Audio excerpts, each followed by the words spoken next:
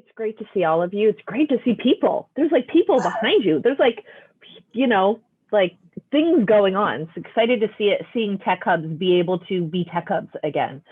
So again, my name is Monica Carranza, and I am a digital innovation lead for Amazon's Amazon Web Services worldwide public sector.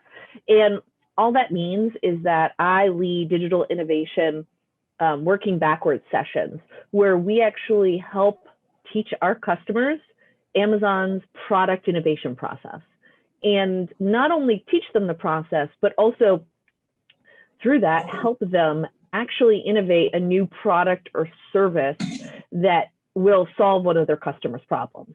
And so this is, offering this knowledge and offering this design thinking training, Amazon's design thinking training, is actually somewhat of a new offering. We only started doing it 4 years ago, even though we've been using this product development process for several decades now. And it's because customers came to us and asked us how we innovate and how we disrupt markets and how we think about designing new products. And that's when we realized that the process we use to do that work is itself a service and an offering that we wanted to provide to our customers. So Amazon, we are customer obsessed. That is our mission and that is our focus. And so offering these services, offering this training, complementary, is also how we maintain our customer obsession. So I've been at AWS for 1.5 years now. For the year prior to AWS, I actually myself was an entrepreneur and started my own company, being a consultant. And I actually worked out of the tech hub here in Chicago called 1871, of which I am still a member. So I spent many months starting my own business and meeting other entrepreneurs there. And prior to that, I actually worked in the public sector for 14 years as a CIO and policy analyst and lawyer at both the city of Chicago and the state of Illinois for a variety of different public sector agencies. And so really enjoyed being an entrepreneur, really enjoyed starting my own company, was not looking to actually come to AWS, was actually met a recruiter at an event I was at for women in IT in the Midwest, where I was meeting potential customers and talking to potential clients for my new company. And this opportunity was presented to me. And if I learned anything in my career, it is, explore all avenues and see where, the road is going to take you. And so be open and show up and be open and be ready to work. And started having this great conversation with this recruiter who led me to this role. And based on my background and my experience and the work I was doing, it was just a really, really good fit. And so I still have my company. I'm not allowed to take on customers, but I still have my company. And, it is still there for me. And one day I do hope to go back to it because I really enjoyed being my own boss. So let me go ahead and share my screen with you all now that I think I have the power. All right. Yes. Can you see my screen? Yes. Yes. Fantastic. All right. So what I'm here to talk to you about today is Amazon's culture of innovation. And I was asked to come and speak to you about our culture of innovation because as you look to do your work and innovate on behalf of your customers, we really wanted to have the opportunity to kind of share with you how we think about that process. Amazon itself was a startup that started in Jeff Bezos's garage where all he did was sell books. So we very much started where you potentially are now or have been.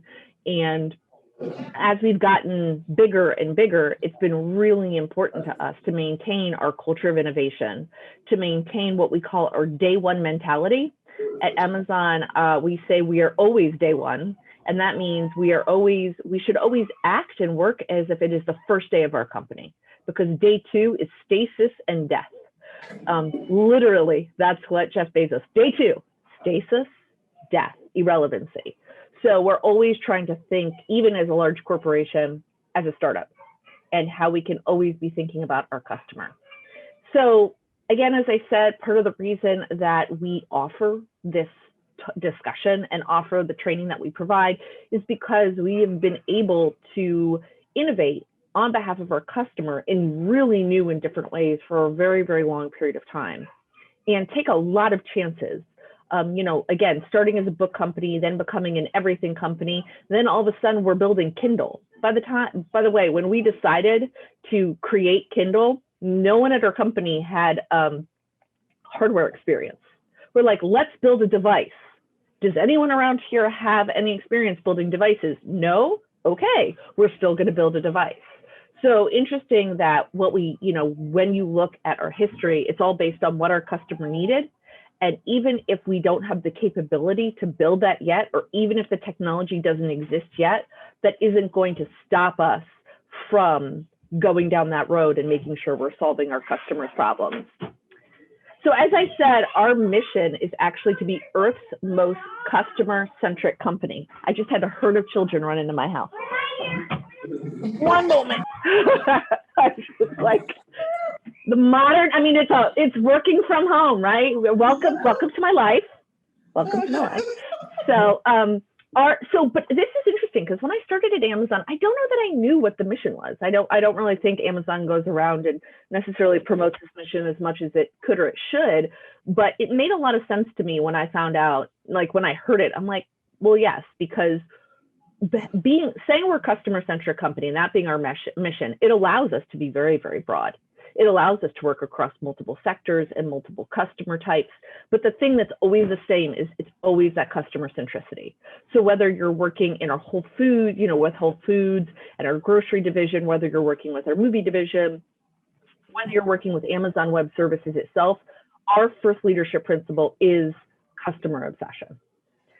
And we say that where innovation begins, we actually start with the customer and work backwards.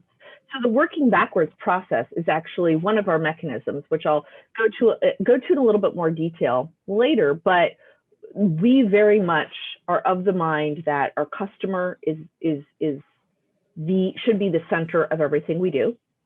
It may or may not surprise you to know that 90% of everything we build and offer at AWS came from customers' suggestions.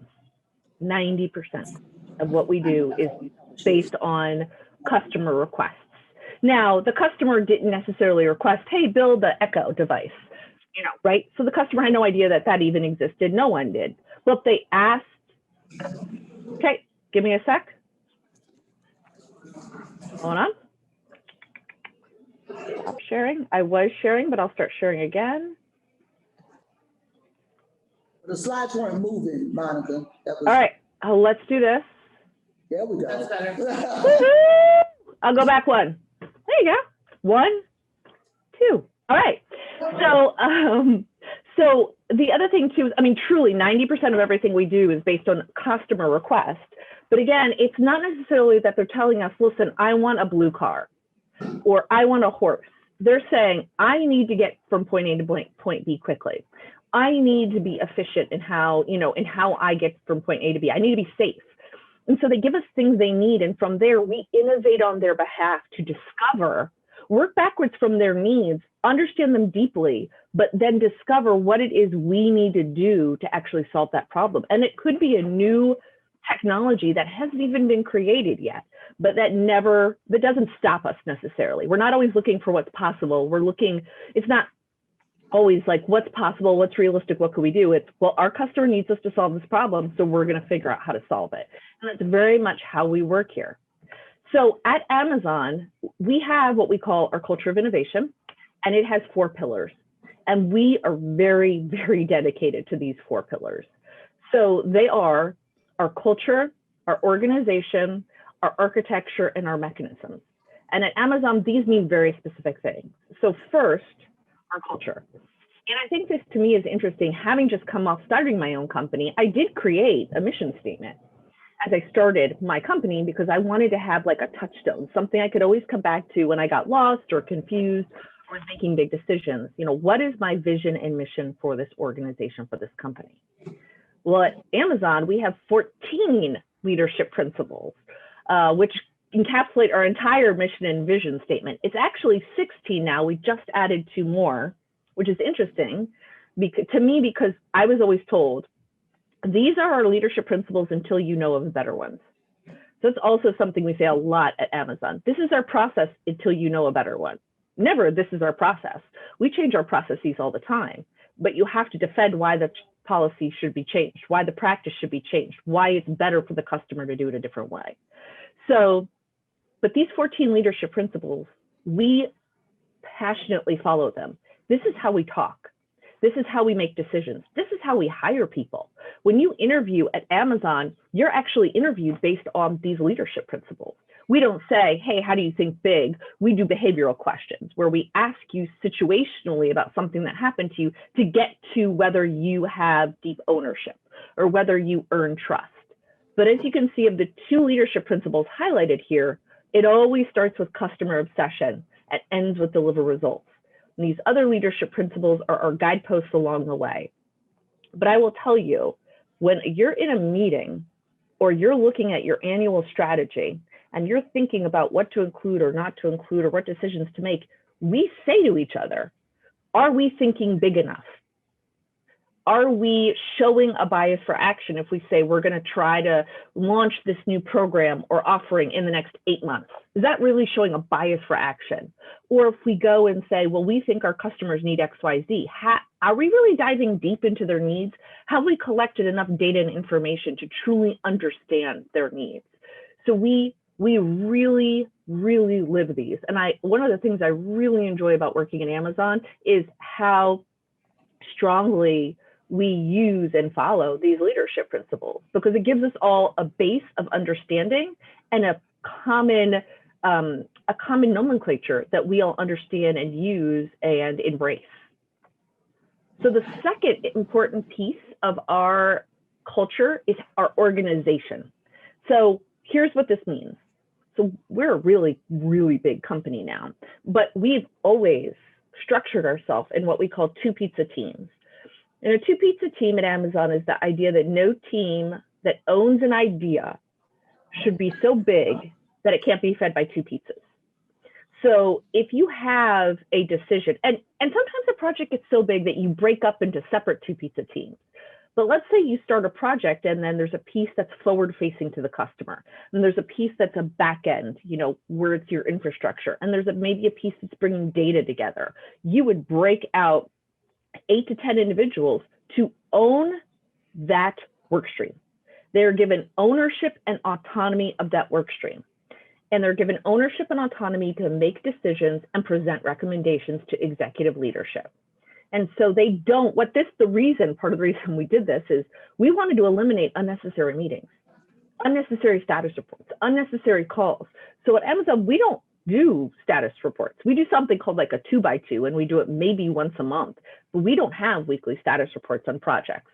You're expected to be an owner, you're expected to be a leader, you're on your 2 pizza team, you're out there, you're experimenting, you're learning, and when you're ready to come back with your findings, you present them to leadership in a narrative. And we have narratives that are 1-pagers, 3-pagers, 6-pagers, and then what we call the PR FAQ. So that's also part of our mechanisms, but you're given ownership. We allow leaders to lead, and we expect them to come and make informed recommendations so our leaders can make very quick decisions. But this allows us to be very agile with multiple teams running in multiple directions at once. And so just in thinking about how you organize, I think it was very interesting to me, because coming from government, we were not running 2 pizza teams. Right? We were running it was like a buffet of pizza. There was like 30 people that had to be consulted before any decision was made, and all decisions took 6 months. And even though that's not expensive financially, that time is expensive. And the ability to change a decision, or you could change a decision, but you have to go through another 6 months of approval. And so it really made you be reticent to pivot. The third piece of our culture of innovation is our architecture. And so people who know Amazon Web Services may know our architecture and think about us in this way, but the 200 plus cloud services we offer is not what's part of, it's not what makes us innovative. What makes us innovative is how decoupled they are. What makes us innovative for ourselves, because this is our infrastructure and this is what we give to our customers, is that we figured out a way to pull everything apart and have it live, you know, without having these heavy dependencies, so that you can build, I can build what I need based on my customer's need when they have the need, only for the time they have the need. And so again, customer obsession, I could start with some compute and some storage in the cloud as a customer, and then go, I'd like to turn on a data warehouse service. I'd like to turn on a business intelligence service. Turn it on for a couple of days, turn it on for a week, experiment, and turn it off. So again, it's not that we have these services, it's about the fact that we loosely couple them so you can do what you need to do when you need to do it. That allows you to try things quickly, to be agile, to experiment. And so this is really important to our culture of being able to be very agile and make quick decisions. But the one other thing we do when we make, like when we think about making a decision, we ask ourselves, is it a one-way door or a two-way door decision? And I mean, I'm telling you the truth. When you work at Amazon, people ask you, like you come in and people will say this in a meeting, well, is this a one-way door decision? And a one-way door decision is just what it sounds like. You go through the door, you can't come back, right? You probably need 90%, 100% of all the information you need to make that decision. You need to take time, you need to test, you need to iterate, you need to experiment, and you need to test again. We posit that the vast majority, 80 to 90% of most decisions are actually what we call two-way door decisions. You probably only need about 70% of the information that's out there in order to go through the door and experiment. If you make a mistake, if it doesn't work, you can always come back, tweak, go back through that two-way door. And so again, as we're making decisions and we present an idea to a leader, they will say, well, is this a one-way door or a two-way door, right? Spending $10 million in building a bunch of infrastructure is probably a one-way door, but doing a small proof of concept is a two-way door. So as you think about how you make decisions and how much data and how much fidelity of thought you need to move forward quickly, I would encourage you to think about things as one-way doors or two-way doors. And if it's a two-way door, be maybe more willing to experiment and move faster. And that is in order to get to, we want to experiment quickly and we want to think big, but we also say we think big, start small, and iterate often. And so thinking big is really backbone of who we are, but we also are realists and understand you can't, and I'll use, you know, you can use whatever term you want. You can't eat the elephant, you can't boil the ocean, you can't drain the ocean. But so the way so when we talk about thinking big and starting small, we call that, we want to get you to a minimal lovable product. So I would challenge you to think about, for your customer, what's the minimal lovable product you need to put out for them to find value and to stick with you until you iterate the next version. And so a great example of that for us is the Kindle. So the first generation of Kindles on the left. If you ever had a first gen Kindle, it was heavier than a book. Why would you make something to replace a book that's heavier than a book? It was really clunky. The user interface was not great. Like I said, we did not have a lot of people, we didn't have anyone who actually worked in creating product like hardware like this. But part of the reason we believe we were successful is from the moment it launched, it always did the most important minimal lovable product. It delivered the minimal lovable product, the most important thing. It delivered any book to anyone who had the device in 60 seconds or less. That was the most important problem we were solving for our customer. Everything else was secondary to that, including the design. So the think big idea was any book, any person, 60 seconds or less. And then we started small. We started with this, you know, very Star Wars-esque looking 1970s UI UX. And we iterated and iterated and iterated until now we have the paperweight version. So again, just think about what's that. We don't call it a minimal viable product. We call it a minimal lovable product. So what's your MLP? That's a good one. Yes. So it's all about love. We talk about, we're customer obsessed, but you'll actually hear us say, we want to delight our customers. We live every day to delight our customers. We want them to love our solutions. I like that we say that because it's a little bit more passionate to me than just, I want to build a minimal viable product. It's like, no, I want them to love it. I want them to need it. I have my Alexa Echo over here. She's like my best friend. She tells me where I need to be. My kids can call me through it. I mean, anything I need to listen to music because I'm having a bad day. But I'm just saying, it's like, you know, we love that people are passionate about our solutions, and that's what we're looking for. So the fourth part of our culture of innovation is what we call our mechanisms. And our mechanisms are the tool we use to take idea to reality. So whether you call this how you operationalize an idea, or, you know, the policies you put in place to take your idea to build, that's what we call mechanisms at AWS. And we have various kinds of mechanisms. We actually have mechanisms for how we run meetings. We have mechanisms for how we present ideas. I told you a little bit about the narrative. So at AWS, internally, this is a little ironic because I'm showing you a PowerPoint right now, but internally at AWS, you are not allowed to use PowerPoint presentations. They are banned. You will be run out of the room. If you have an idea to present and you're holding a meeting, you must write a narrative, either a one-page narrative, a three-page narrative, or a five-page or six-page narrative. The narratives have very specific constructs about what your team expects to see. And the idea being that the narrative requires you to sit down and really think through and write out the value proposition. And doing that allows you to crystallize your thinking. So we do an enormous amount of writing and reading at AWS, but it makes you really clearly understand the value proposition. So our mechanism, though, for developing product is called the working backwards mechanism. Whenever we look to design products, we ask and answer these 5 questions. Pretty simple. Who is the customer? What is the customer problem or opportunity? Once you come up and brainstorm a solution to solve that problem, ask yourself then, is the most important benefit clear? How do you know what your customer needs or wants? How do you know the voice of the customer? And what does the customer experience look like? So when I say who is the customer, if you've ever done design thinking, that's where we create our customer persona. But we get really specific. I at least get like, I have, the person's got a name, I pull a stock photo, they have an age, where do they live, what do they do, what are their challenges, what are they going through, what are they struggling with, what's their home life like? We get really deep into understanding who they are and what their challenges are. Then we say, what is the customer problem or opportunity? And that's where we go and create an empathy map. So if you've ever created an empathy map, now I know my customer. My customer is Iris. Iris is a 70-year-old senior citizen who has a hard time seeing, does not like technology, and tried to vote in the last election. And she wanted to do a paper of mail-in ballot. She had a really hard time. You know, she had a call. She was getting put on hold. You know, that's how in deep we get with our customer.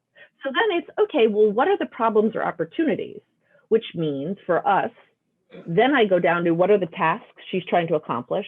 What are the pain points she currently has? How does she feel about that? And what are her ultimate goals? So again, this is that dive deep leadership principle. We dive deep to understand our customer because we feel if we don't understand them, then there's no way we can innovate to solve their problem. Then we go to, is the most important customer benefit clear? So between those 2 questions, we actually do brainstorming sessions to say, if this is their problem, how am I going to solve it? Then when we brainstorm and use our brainstorming tools in order to come up with ideas, and as we're voting on them, we're looking at, if this is the big idea that we call it to solve our customer problem, is the most important benefit there? Is the solution we devise actually solving the original problem we identified? We always close that loop. We come back again and again. Are we solving the original problem? Go back and look at that original empathy map. How many things are we solving for? Then we ask ourselves, okay, so then it's a little strange, but here's how we do it. We stop and go, how do we know? How do I know that this is what my customer needs or wants? Because when you come into the room to do one of these sessions, a 2-pizza team, or you do it yourself, we're assuming you understand the customer. You've done your market research, or you talk to the customer every day, or you are the customer, or you have people in the room who could speak to the voice of the customer. If you're running your own company and you're out speaking to your customers, the likelihood is you interview them and talk to them every day, so you probably know their needs or challenges. But we validate that. When we ask ourselves this question, we go, well, what's the qualitative data and quantitative data I have that tells me I know what my customer needs? Do you interview them? Did you focus groups? Did you market research? You know, or what we also do at this point is, okay, well, what data don't you have that you wish you had? And we really make sure we're validating and recognizing our blind spots and gaps so that we can go back and ensure we have all the information we need. But we want to be very honest about how do we know this is the voice of the customer? And then finally, the fifth and final question, what does the customer experience look like? And at AWS, we use something we call the PRFAQ. This is how we explain what the customer experience looks like. We create 3 artifacts. We write a 1-page mock press release that is actually set in the future. We put a future date on it, and we write the 1-page press release as if that solution, your new tool or offering, is launched. Try and write a press release on the day that it's launched. What would you say? What would your customer quote be? We make sure that when we write this 1-page document, it is very clear to anyone who reads it who the customer is, the problem that they were dealing with, and how the solution is going to solve the problem. Then we do the customer quote. We do a leadership quote, whether it's the leader of the company talking about how this is going to serve the customer. But writing this 1-page document is very hard because it forces you to only, it's 1 page, so you have to only write the most clearly defined value prop. You can't put everything in there. You've got to be very specific about the biggest value. So what this also helps you do, we do, our customers do, helps you start prioritizing functionality, right? If the most important thing is having access to the information, then are you working on the front end UI UX design first? If the most important thing is just pulling together the information you have, then are you working on the back end to pull that data together first? So 1-page press release. Then we create FAQs. So think of the 1-page PR as your like executive summary of your value prop, but then the FAQs are internal and external. And we actually anticipate and list all the questions that our internal team delivering the solution would ask and the external customer who's actually getting the benefit would ask. So things like, how much does this cost? How is this different from this other product on the market? Who's going to support it? Who do I call if I have a problem? And then we go through and we attempt to start answering the questions. So here's the thing. You're not going to have answers to all the questions. You are allowed to put TBD, but here's when I hope to know this. Or what this really does, the FAQ becomes this forcing function to get you to start thinking about how you're going to actually operationalize. Who is actually going to support it? How is it different from your competitor's your competitor's offering? And so where the PR is 1 page, I'll be with you in a sec. The FAQs are anywhere from 15 to 20 pages, and it becomes a straw man of a build plan or a business plan. When you read FAQs, it's basically a business plan. I wrote a business plan and I read the FAQ and I'm like, oh, this is just our business plan. But you're answering questions based on what the customer is going to want to know. And so it's a way of writing it in what we feel is a very customer-obsessed, customer-centric format. And then finally, the visual. The visual is an 8-slide storyboard, right? If you've ever done design thinking or if you guys creating a concept, a lot of times you storyboard the customer's interaction, starting with them struggling with their problem, discovering the solution, how it solves their problem, and then finally them with a big happy smile on their face at the end. So at the end of this process, and truly, this is what we do for product. If you have an idea at Amazon for something new, your boss is going to say to you, go write a PR FAQ and then bring it back to me. So it is not really to be shared externally. This is really to help you define the value proposition, define the solution, and then get that internal buy-in and resources to move forward with your idea. So and it's actually great for getting investors. I mean, I'm saying like we use internal investors, but as you're looking at external investors or people that you need to partner with you on your work, think about what a 1-page kind of PR, here's what I think it is going to be in the future. Here is what we hope to be. Here's the value we want to offer our customers. And then a visual and some FAQs. It's a really, it allows you to have differentiated conversations. So once they read it, you're not talking about what is it, you're talking about why should we do this? How can we do this? You know, a lot of those questions are answered and you're having these higher, more strategic conversations. So I've talked at you a lot and I am sorry about that, but I just want to make sure that I share our kind of how we do this, because that's why we're here, but we hope that it can help you think about your customer.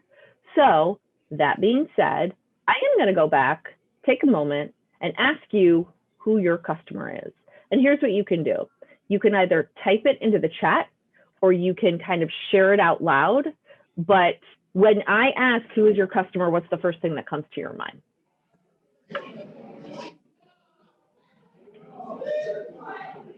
Anybody?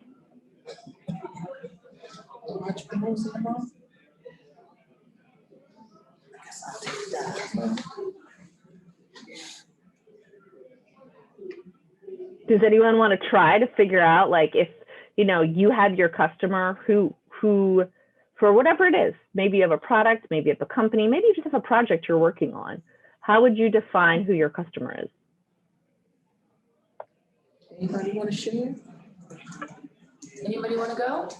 I can throw one in. Okay. So I'm a patent agent. Hi, my name is Scott Keeley. I'm a patent agent. I help inventors and entrepreneurs to get their patents granted. I do everything a patent attorney does. I just don't argue in court. But one of my own products is it's a water filter that is entirely glass, and the charcoal is recyclable and compostable. So it originally started as a way to turn your Chemex into a Brita, if you know what I'm talking about. So it was to take a glass carafe and put something in it that would hold the charcoal, that would filter your water through charcoal. And when you were done, instead of paying $20 for a filter, you would pay about $2 for the amount of charcoal that you would put in there. And when you were done, you could throw it in your compost or a potted plant or down the garbage disposal, and it was environmentally friendly, in fact, beneficial to the earth.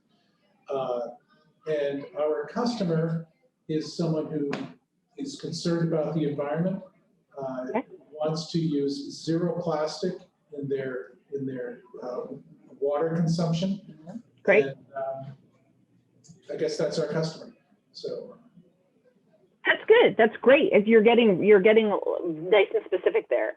I would also ask you, does it matter whether they live in a rural? Do you think they live in a rural environment or an urban environment? Do you think it matters, or do you think more your customers would be in an urban environment? it does matter. For example, if you live in, for example, British Columbia, you have no business buying bottled water. The water out of your tap is cleaner and clearer and better tasting than bottled water, and doesn't come in contact with plastic that off-gases. Same is true of Massachusetts, New York State. A lot of places have really good water. So probably more to a city. Cities like DC, I still remember the taste of DC water. It has a little kick to it. Flavor of chlorine that you'd like to get rid of, that's where you need some charcoal filtrage. So in you talking about that, just starting to get me to understand, like, regionally, where would you look at to go to market first, or understanding the cities or the locations or how you would target your customers, right? You're looking at customers where there's, I mean, I'm in Chicago, we got a lot of lead pipes out here. So I love your invention. I'm like, you can sign me up for that. But that's how, that was really great and specific. So that's how we do think about it. Someone else put in, and I'm going to juxtapose that with someone entered Black and brown female entrepreneurs that are 35 to 50 years old. It's a great start. That's too broad. You know, is it Black or is it brown? Where do they live? How old are they? We give people very specific ages. There's a difference between 35 and 50. Are they closer to 50 or they're closer to 35? That's two totally different generations, right? We get, and the reason we want to get specific when we do our personas is also because we want you to start self-identifying and really empathizing with your customer. So I have a local shopping directory and I would like to list Philly businesses that work with Amazon. Can I get, yes. Oh, sorry, that was a direct message. Yes. So here's an example. Let me show you. I put an example up. So thank you for sharing. That was really brave of you and helpful. Here's an example when we start thinking about who our customers are. So I was the CIO for 5 years for Illinois' Unemployment Insurance Agency. So if ever you've ever collected unemployment insurance for any state you lived in, I hope it was a smooth process.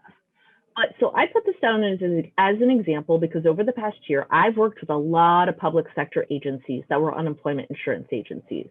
And when we start talking about who the customer is, this is usually the list we come up with. It's 14 customers. That's a lot.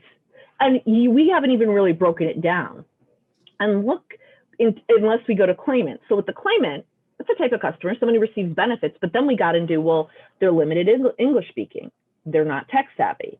They are tech savvy, or they've come in routinely, or this is their first time collecting. Those are all very different experiences. And as you can see, we do the external customer, but we also talk about internal customers. So I would posit that you yourself are your own customer. And so also thinking about what your team internally potentially needs. And so we go through this, we have this discussion, and then we start looking to prioritize, which is very hard to do. Because if you have a lot of customers, you want to think about, and you start thinking about where am I going to start, that can be challenging. So one thing, a colleague of mine told me to, he advised me to think about it this way. And it's not to diminish anything. I'll put that out there because I'm basically going to say I'm going to relate customers to credit cards, and that sometimes can feel a little bit disingenuous, but go with it for just 1 second. If ever you've had multiple credit cards, you always try to pay off the one with the highest interest rate first. And that's because you want to put your resources where they're going to have the most impact. So when we look at our customer list, it's not to say one is more important than the other. You can always come back and do this process over and over. It's who has the highest interest rate? Which customer has the most urgent need, the most pressing need, or is going to potentially allow you to have the greatest impact on the market? That's how we start peeling the onion of, okay, who is that one customer? Because when we go through that product design process, it's one customer and one problem. That's it. You can come back and do it again, but we always start with one customer and one problem so we can have that focus we need to create a solution that is really going to solve a problem. And we do this in order to innovate, as I said, on behalf of our customer. I always liked this quote from Henry Ford. If I had asked people what they wanted, they would have said, oop. Sorry, of course, my PowerPoint dies right then. Hold on. But they would have said faster horses. So if ever you've seen that quote, it works really well with what we do. Because as I said at the beginning, your customers aren't always going to tell you exactly what it is they need because they don't necessarily have the knowledge you have. They don't necessarily have the frame of reference or context that you potentially have. What they're going to tell you is their pain points. And then we use this process in order to help figure out, working backwards from those pain points, how we could solve that problem using our knowledge and experience and expertise in that area and provide them a solution that is kind of beyond their, beyond any potential, sorry, let me get out of here. It's beyond their wildest imagination. That's what we try to hope to do. So like with Henry Ford, people wanted horses. He thought about their need. He thought about what it was they wanted. He innovated on behalf of that, and he created this whole new disruptive industry. So, all right, finally, I am here. I think that may be my final slide, but let me look before okay, one more, and then we'll open it up. Actually, no. So I just wanted to end by letting you guys know that here at AWS, we do have something called a digital innovation engagement, which I lead. And what that is we take everything I just talked about. I take our culture and we come and work one-on-one with our customers to actually walk them through the digital innovation process, that working backwards process. And it's anywhere from 1 to 3 months where we spend time in these workshops and really go through the process of working backwards and understanding and defining who your customer is, what it is their need, in order to ensure that what you're building is really the right, I don't want to say the right product, it solves the right problem. That's always what we say. It may not be the right product, but as long as you're trying to solve the right problem, you're going to get really close.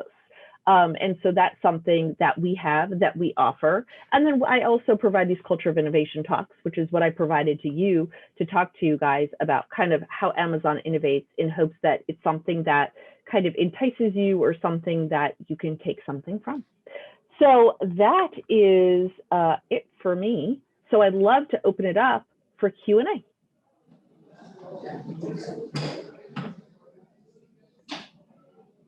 Do you have any questions?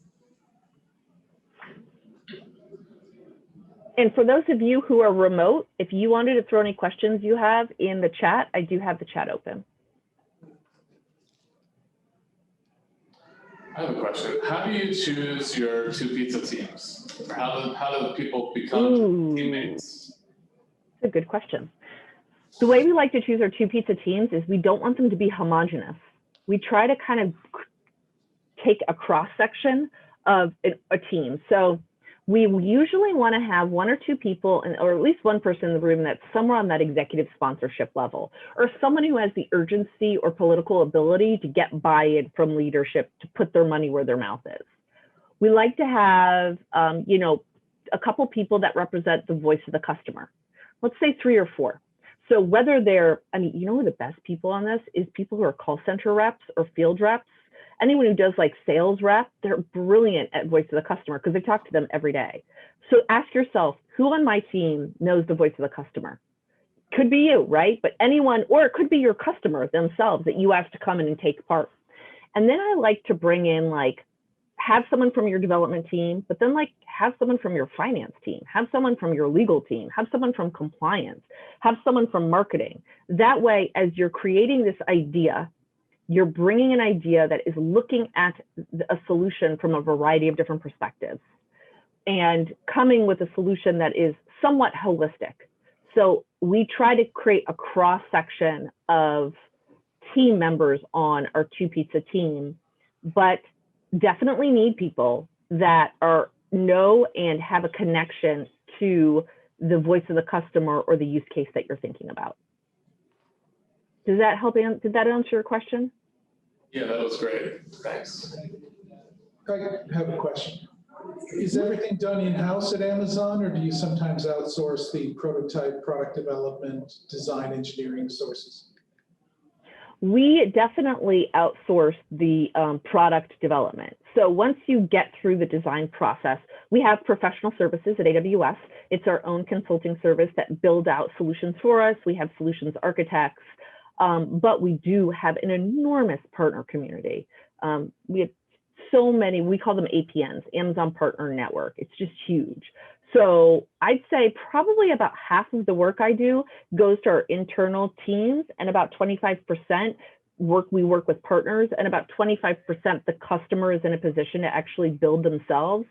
When it comes to product development, that is not something we outsource. That is our bread and butter. That's who we are, creating products, designing tools. We may go out and pull in, you know, we do have third-party resources that we use to do market research, but all that product development work is definitely done in-house by us. Sometimes we do maybe partner with a large, system integrator, but even when we do, we're predominantly using our design principles in that. What is the procedure for proposing a partnership? Oh, it's a very formalized procedure. So becoming an Amazon, a part of the APN, you actually can go and you can just look up APN or Amazon Partner Network, and there is a whole process that you go through to become a certified partner at Amazon. We have different tiers. You have to get certified in different areas, and it's a process. But once you get through that process and that investment of time and effort, Amazon makes an investment in you as a company. And when we go out to companies to talk about our services and we bring in a partner, we obviously always focus on our APN partners. So there's a very mutually beneficial relationship there. We work a lot, like for an example, Slalom, if you know Slalom Consulting, they have like a special relationship with us to take our digital innovation PRFAQ to build. They've gone through and kind of been certified and know how we work. So it's very easy for them to step in and me to hand them a peer FAQ, and they have a team that knows how to then productize that. if they're not going to go, you know, if we're not going to do it. So we do have these partnerships where it's very mutually beneficial. And we have partners bring us customers all the time too. So I would say that's something to go and to look up, and you're going to go down a whole rabbit hole of different options.